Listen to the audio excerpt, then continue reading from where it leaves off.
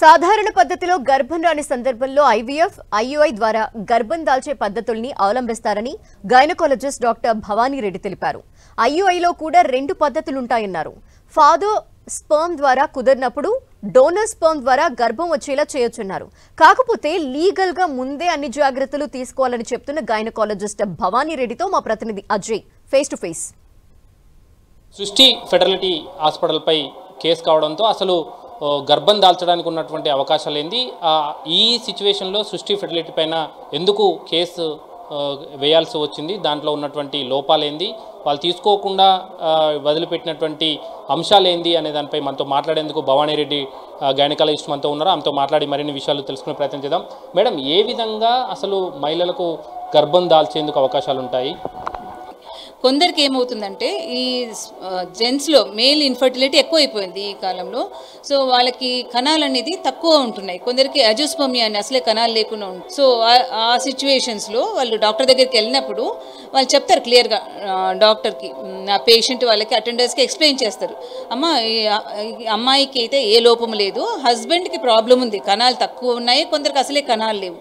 అలాంటి సిచ్యువేషన్స్తో ఆ హస్బెండ్తో ప్రెగ్నెన్సీ రాదు. సో ఆ టైప్ ఆఫ్ సిచ్యువేషన్స్లో ఏం చేస్తారంటే వాళ్ళు అడ్వైస్ చేస్తారు, డోనర్ శాంపిల్తో ఐయుఐ చేయించుకోమని అడ్వైస్ చేస్తారు. సో అది లీగల్గా వాళ్ళు కరెక్ట్ ప్రికాషన్స్ ఫాలో అవ్వాలి. ఆమె ఎగ్గే హస్బెండ్ స్పర్మ్స్ యూజ్ చేసుకొని అవి ఐయుఎఫ్ ద్వారా ఇక్సీ ద్వారా ట్రై చేస్తారు ప్రెగ్నెన్సీ కోసం. సో అది లీగల్గా నార్మల్ సేమ్ టెస్ట్ బేబీ అంటారు దాన్ని. ఇంకో ప్రొసీజర్ ఏంటంటే ఐయుఐ వాళ్ళందరూ అట్లా అఫోర్డ్ చేయలేరు, ఐవీఎఫ్ అఫోర్డ్ చేయలేరు, కాస్ట్లీ ప్రొసీజరు.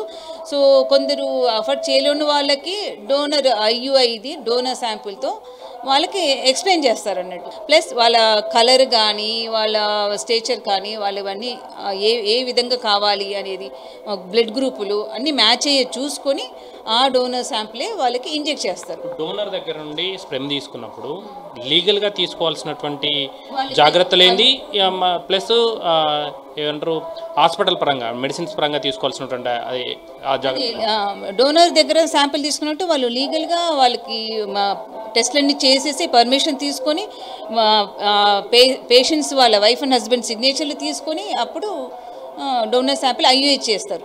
ఇంతకుముందు చూసుకోవచ్చు ఈ కేసు ఇష్యూలో ఏదైతే డోనర్ నుండి తీసుకున్నటువంటి స్పెర్మ్ వాడడం వల్ల క్యాన్సర్ వచ్చిందంటారు. వీటిని ముందుగా గుర్తించేందుకు ఏమైనా అవకాశాలు ఉంటాయి? అసలు ఇది ముందుగా గుర్తించడం కష్టం అండి. అన్ని టెస్టులు చేయలేరు కదా. సో అన్ని ముందు గుర్తించడం కష్టం. మెయిన్గా బ్లడ్ గ్రూప్లు, హెచ్ఐవి టెస్టులు, ఇవి అంశాలు కూడా వెలుగులోకి వస్తున్నటువంటి పరిస్థితి మనం చూసుకోవచ్చు. సరోగసీ ద్వారా ఈ బిడ్డను కన్నారు, మాకు వైజాగ్లో ఆ బిడ్డను అప్పయ్యారు హాస్పిటల్ వాళ్ళంటూ కూడా కొన్ని వార్తలు వస్తున్నాయి. అందులో వాస్తవం ఉండే అవకాశం ఉంటుందా? అది చెప్పలేమండి, వాస్తవం ఏమో తెలియదు మనకు. కానీ సరోగసీ అయితే ఇప్పుడు లీగల్గా యాక్సెప్ట్ చేయట్లేదు, గవర్నమెంట్ పర్మిషన్ ఇవ్వలేదు కాబట్టి. సో వాళ్ళకి మేబీ లీగల్ ప్రాబ్లం వచ్చి ఉంటుంది. అంటే సరోగసీ అసలు లేనే లేదా ఇండియాలో? సరోగసీ అంటే ఇల్లీగల్గా చేస్తున్నారేమో తెలియదు కానీ, బట్ లీగల్గా మనకి పర్మిషన్ అయితే ఇవ్వలేదు. సో ఇది గర్భసంచి ఇలా ఉంటుందండి. ఇక్కడ ఎగ్ రిలీజ్ అవుతుంది, ఇది ఓవరీ. ఈ ఎగ్ రిలీజ్ అయినది ట్యూబ్లోంచి వస్తే ఇక్కడ ప్రెగ్నెన్సీ వస్తుంది. సో నార్మలీ స్పర్మ్స్ ఇక్కడ నుంచి ట్రావెల్ చేసేసి ఈ గర్భసంచిలోకి వెళ్ళి ఇక్కడ పిండం తయారవుతుంది అన్నట్టు. అలా అవుతుంది, 1 month అలా ఉంటుంది. సో కొందరికి సర్వైకల్ మ్యూకస్ బ్యారియర్స్ అన్నీ ఉండే ఛాన్సెస్ ఉంటాయి. దానివల్ల హస్బెండ్ కౌంట్ నార్మల్ ఉన్నా కూడా ప్రెగ్నెన్సీ రాదు. ఎందుకంటే ఈ బ్యారియర్ నుంచి లోపలికి వెళ్ళక స్పర్మ్స్ ఇక్కడే ఆగిపోతాయి. సో అలాంటప్పుడు హస్బెండ్ శాంపిల్ కలెక్ట్ చేసి గర్భసంచిలోకి ఇస్తాం.